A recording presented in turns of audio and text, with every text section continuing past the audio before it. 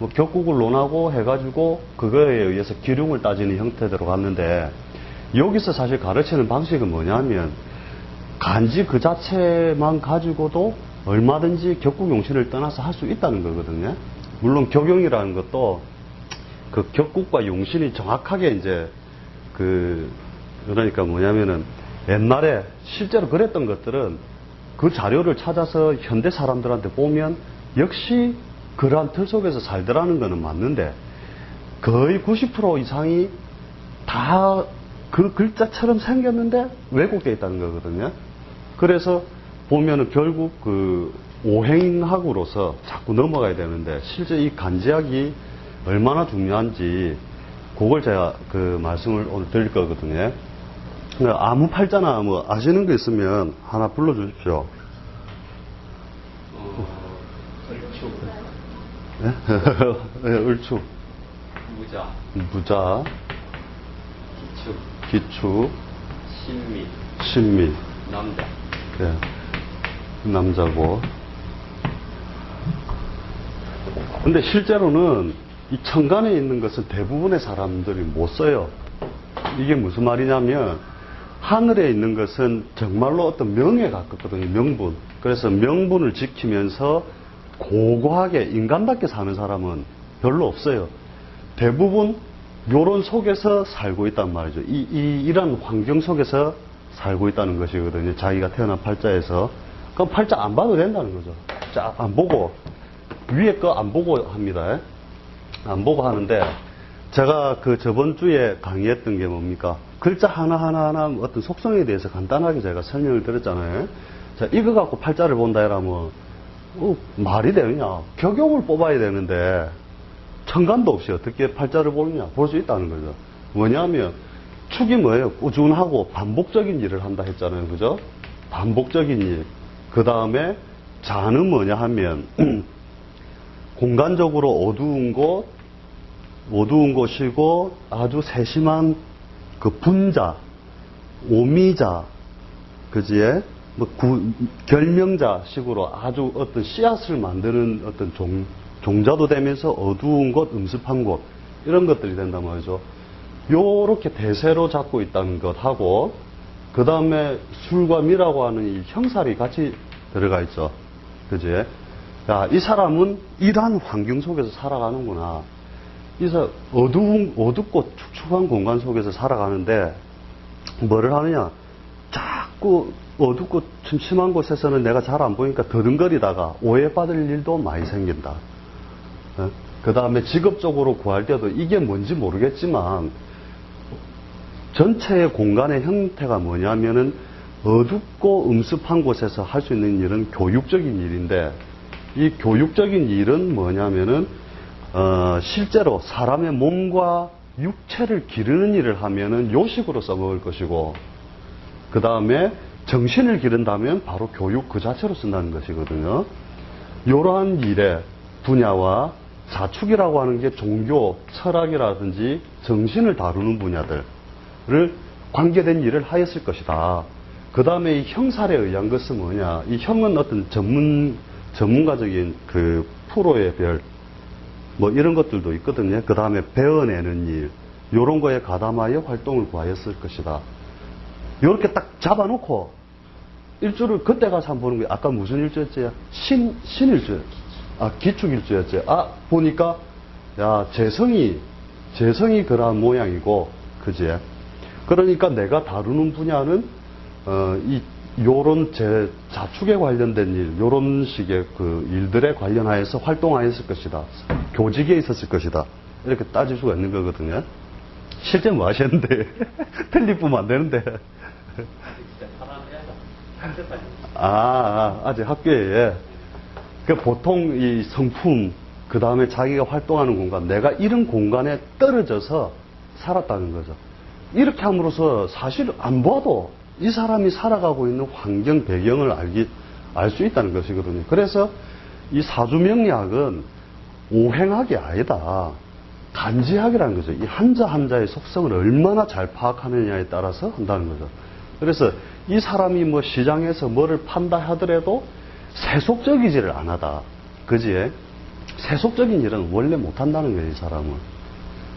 다만 이 형사를 이용하여 어떤 시비 분별을 다루거나 베어내는 일, 이런 것들은 말년에, 시간적으로 후반이니까 말년에 이런 일에 관련하여 할 수 있을 것이다. 그 다음에 올해가 술년인데, 이 술년이 가지고 오는 의미는 또 뭐냐면, 저번 시간에 우리가 네박자 풍자이라는 걸 제가 가르쳐 드렸잖아요. 번말 개가 뜰 때, 그제? 돼지, 토끼, 양띠는 뜰 준비를 하고, 그제? 요렇게 하는 게 이게 무슨 의미냐면, 실제로는 격각이라고 하는 것에 걸리는 거거든요. 이게 굉장히 중요한 논리인데, 뒤에 아주 쉽게 팔자를 빨리빨리 판단할 수 있는 게 그런 거예요. 격각에 걸린다는 게 뭐냐면, 번말 개띠가 뜨면, 원숭이 쥐 용띠는 일그러져 버린다는 것이거든요. 그럼 뭐냐, 개가 왔다면 번말 개는 원숭이 쥐 용은 일그러져 버린다. 자, 이 팔자에 쥐가 있단 말이죠. 쥐가 있는데 개가 오면 이 쥐를 밟아버리거든요. 그럼 이 팔자는 이 자에 관련된, 그러니까 자기가 짝으로서 현재 그 편제로서 삼고 있는 요게 이제 찔그러져 있음으로써 자신의 활동 무대나 이런 것들이 피곤한 모양이 되고, 자신의 근거지들이 여기 형살에 딱 걸리죠. 그죠? 사명에 걸리는 모양이 돼서, 여러 가지 그 자신의 본 모양을 지키기 어렵고, 뭔가 일을 삭감시키고 변형시켜야 되는 일들이 나타난다. 간단하게 이렇게 보면 돼요. 다 그렇게 딱 걸리게 돼 있어요. 그 다음에 그러니까 이렇게 반한살, 이제 12신살까지 이렇게 쫙 적용을 해가면서 도구들을 하나하나 적용해 나가면, 이제 그 사람은 무조건 그 안에 걸리게 돼 있거든요. 그래서 여러 가지 이동, 변동이 같이 나타날 것이다. 이렇게 생각하면 간단하게 보죠. 그 다음에 이제 위에 딱 보고, 이제 정말로 이제 육신적인 것이나 이런 것들을 따져가면서 해 나가면 된다는 거거든요. 결국 10년 딱 공부하고 도로 자가 도대체 뭐냐 이런 거거든요. 예. 요런 있는 사람 그거 많이 해요. 왜? 어두운 곳에서 정밀한 걸 봐야 되니까 회계학 이런 것도 많이 하고 전공으로. 그 다음에 미생물학 요런 것도 많이 해요. 그죠? 그 다음에 이 사람이 저돌 쪽으로 가려는 그 무기 자체가 잘 없으니까, 예, 그렇죠. 무기 자체로 가는 그런 게 사실은 없는 모양이거든요. 저번 주에 했죠. 범, 원숭이, 개, 그제 무기로 쓴다. 그런 게 하나도 없죠. 전투력이 약하단 말이에요. 정서적으로 조용한 사람이다. 이렇게 따지면 되는 거거든요. 하나도 격구 용신에 안 들어갔죠. 격각에 대해서 좀 격각에 대해서의 말씀을 드리면요. 우리가 이제 팔자를 볼 때 자기가 이렇게 이제 팔자를 본다면 우리는 그 팔자를 분석해서 운이 오는 것을 관찰을 하잖아요. 근데 거꾸로 하는 거예요, 사실은.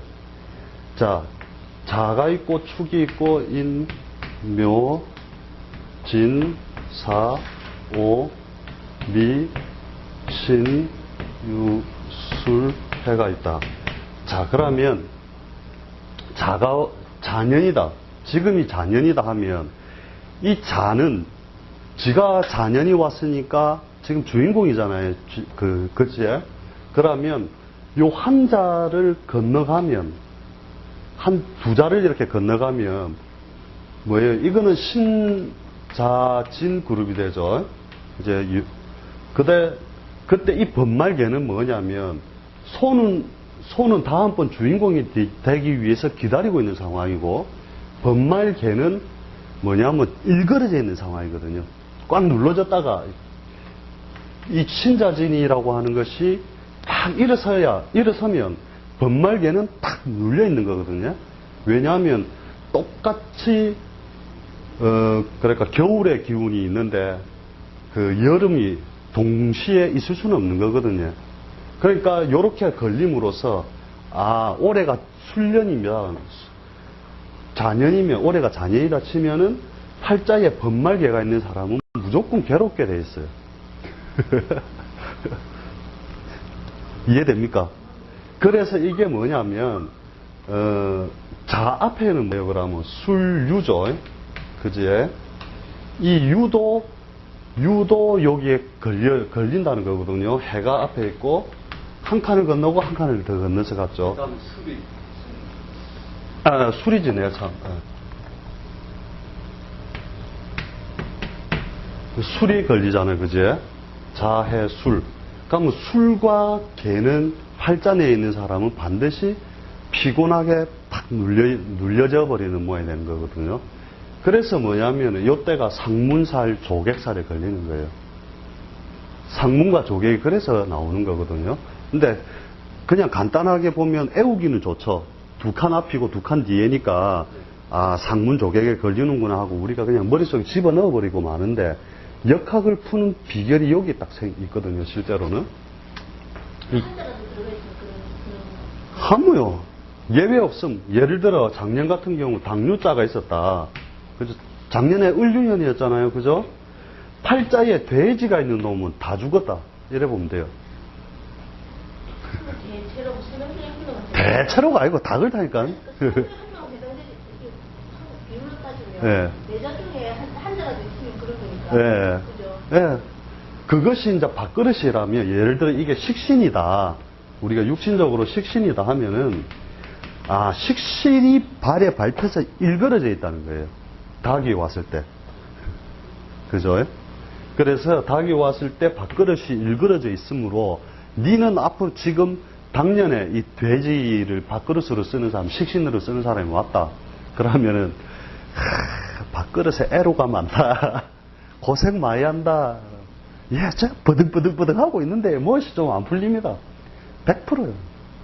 이게 비결이란 말이죠, 사실은. 간단한 내용인데, 그래서 이 격각이라고 하는 것 자체가 엄청난 거예요. 그래서 상문조객에 걸려가지고 무엇인가 하나 훼손된단 말이죠.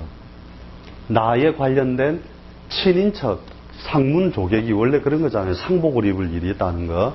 그래서 그 사람의 운명이라는 게 자기만 있는 것이 아니고 내가 있으면 부모가 있고, 그지? 엄마가 있고 아버지가 있으면은 아버지한테도 엄마가 있고 아버지가 있고, 그지?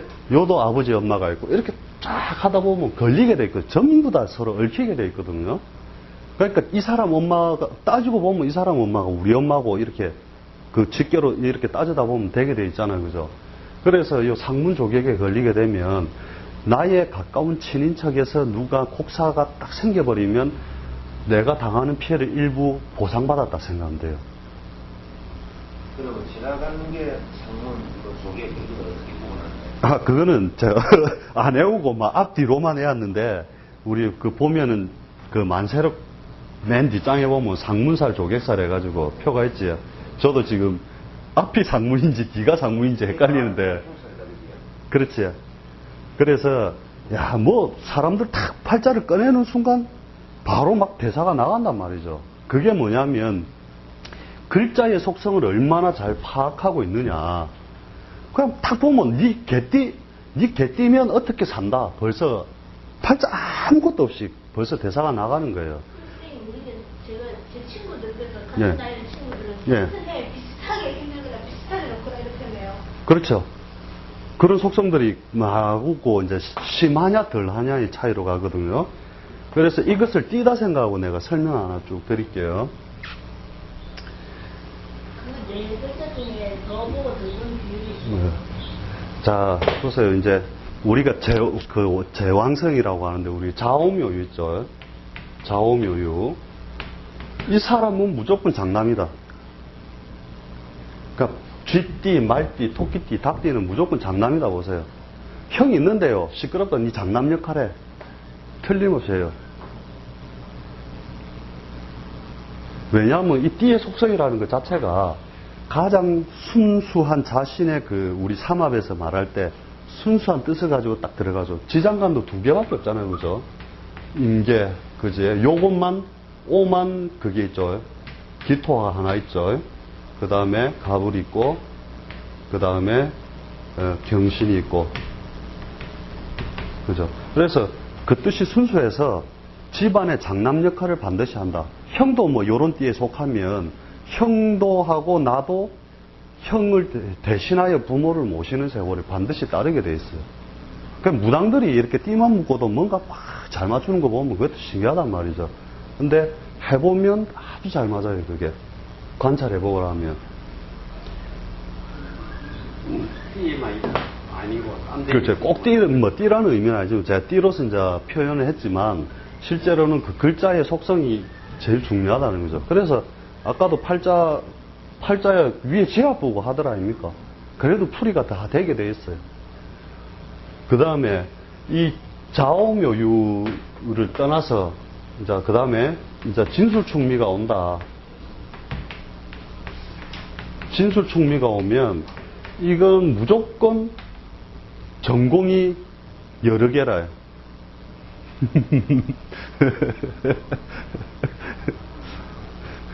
막 썼겠잖아요, 오만 거. 특히 이 용 같은 경우는 만상이 다 드러났기 때문에 내가 종합상사라 했죠. 그래서 가게를 차리도 종합 이렇게 붙인단 말이죠. 오만 걸 다 다루기 때문에. 특히 개 같은 경우에 개와 양띠는 뭐예요? 결국 우리가 음양으로 결국은 넘어가거든요. 팔자를 볼 때. 번말개는 뭐냐면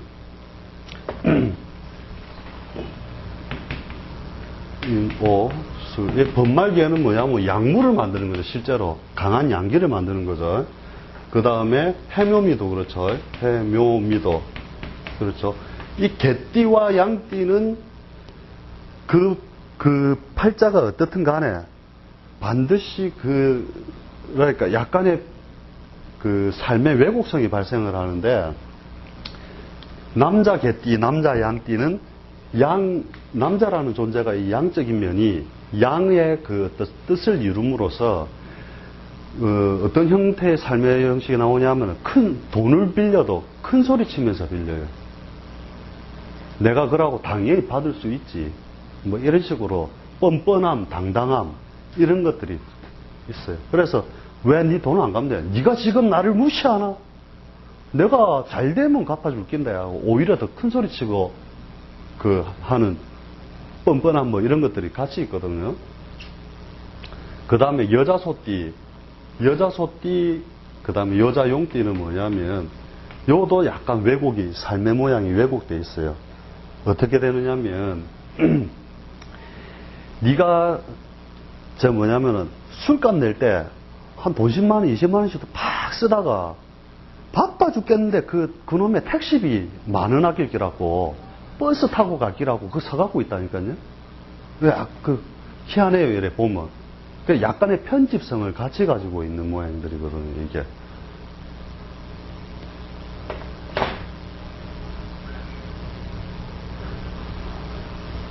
그 다음에 이제 인신사회가 들어가야 되죠. 범, 원숭이, 뱀. 요도 보통 전공을 갖다가 2개, 1개에서 안 하고 2개로 전향을 해서 하는 모양이 되고, 요거하고 진술충미와 틀린 거는 뭐냐면, 진술충미는 다시 지전공으로 돌아와요, 또. 이것저것 하다가. 돼지톡, 범, 원숭이, 뱀, 용은 전공을 이거 하다가 결국은 딴 거 하든지, 본업은 요거 있는데 부업으로 성공하든지, 요렇게 되거든요. 이게, 그러니까 이 논리도 확 펼쳐보면 얼마나 재밌는지 몰라요, 이게. 그리고 범, 원숭이, 뱀, 돼지띠들은 그 사람이 성공을 했다 하면 반드시 도둑질을 해서 성공을 했다는 거예요. 표현을 도둑질을 해서 그런데 그런 게 아니고 실제로 뭐 이렇게 담 넘어가서 훔쳤다는 얘기는 아니고요. 자기가 성공을 했다면 그 밑거름의 반은 누군가한테 공짜로 받은 것이다. 예를 들면 뭐 이 사람이 철학관을 해서 성공을 했다면 누구한테 수업료 안 되고 공짜로 다 받아갖고 그러니까 아버지가 철학관을 했는데 아버지가 다 읽어놔놓고 또 가르쳐주고 해갖고 철학관 차려주고 또 뭐 사업을 한다면 자금을 아버지가 대주가지고 하고 이렇게 돼요. 그래서 뭐 도둑놈이라는 표현은 좀 그런데 어찌됐든 그런 형태로 간다는 거죠. 그래서 이것도 등급이 있어요. 서로 이제 먹이 사슬처럼 띠끼리도 서로 그 밑에 사람으로 쓰는 게 좋은지 위에 사람으로 쓰는 게 좋은지 이런 것들이 있거든요. 그런 게 이제 어떤 식으로 가느냐 하면은 번말 대띠가 있으면